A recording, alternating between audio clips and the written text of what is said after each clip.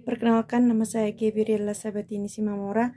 Di sini saya akan menjelaskan tentang karakteristik jenis-jenis tanah di Indonesia, persebarannya dan pemanfaatannya atau pengelolaannya. Yang pertama, tanah aluvial. Terjadi karena endapan lumpur yang terbawa aliran sungai. Lokasinya berada di daerah hilir atau dataran rendah. Warnanya coklat hingga abu-abu. Sifatnya subur sehingga sangat baik untuk pertanian seperti padi, palawija maupun tembakau. Persebaran tanah ini yaitu di Kalimantan, Sulawesi, Jawa, dan Papua. Yang kedua, tanah andosol. Andosol merupakan tanah yang terbentuk karena proses vulkanis gunung berapi. Warnanya kehitaman dan tinggi kadar organik dan air, tetapi memiliki tingkat kelembapan yang rendah. Sama dengan aluvial, andosol juga subur dan bagus untuk tanaman. Persebaran tanah ini yaitu di Sumatera, Nusa Tenggara, sebagian Sulawesi, dan Kepulauan Maluku.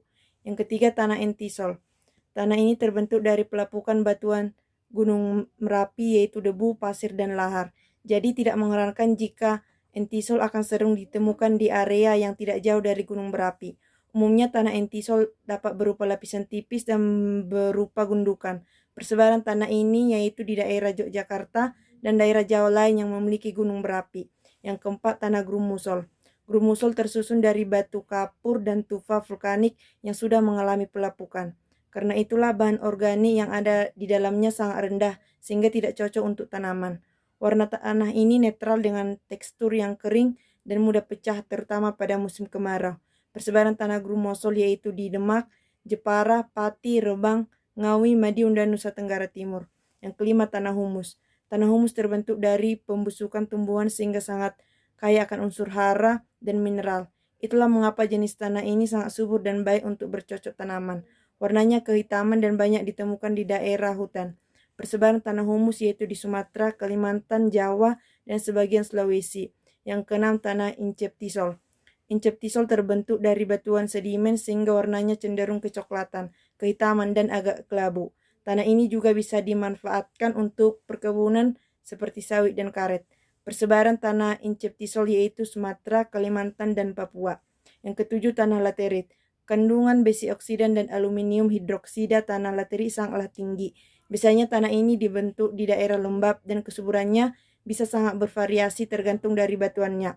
Meskipun demikian, laterit umumnya kering dan tandus karena sudah kehilangan unsur hara sehingga tidak cocok untuk tanaman. Persebaran tanah ini yaitu di Kalimantan, Lampung, Jawa Barat, dan Jawa Timur. Yang kedelapan, tanah liat.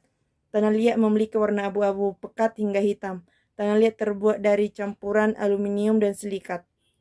Tanah ini terbentuk dari proses pelapukan batuan silika oleh asam karbonat. Umumnya tanah liat ini digunakan untuk membuat kerajinan. Persebaran tanah liat yaitu tersebar di berbagai wilayah Indonesia. Kesembilan, tanah porjolik. Terbentuk karena curah hujan tinggi dan suhu yang rendah. Berwarna merah atau kuning dengan unsur hara yang sedikit.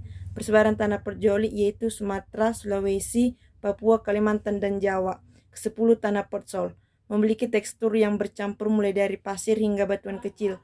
Warnanya kuning atau kuning keabuan dan tidak memiliki perkembangan profil. Persebaran tanah ini yaitu Kalimantan Utara, Sulawesi Utara, dan Papua. Yang ke-11, tanah pasir. Tanah ini berasal dari pelapukan batuan pasir dan banyak ditemukan di sekitar pantai. Teksturnya lemah dan tidak memiliki kandungan mineral maupun air. Persebaran tanah pasir yaitu di Sumatera Barat, Jawa Timur, dan Sulawesi.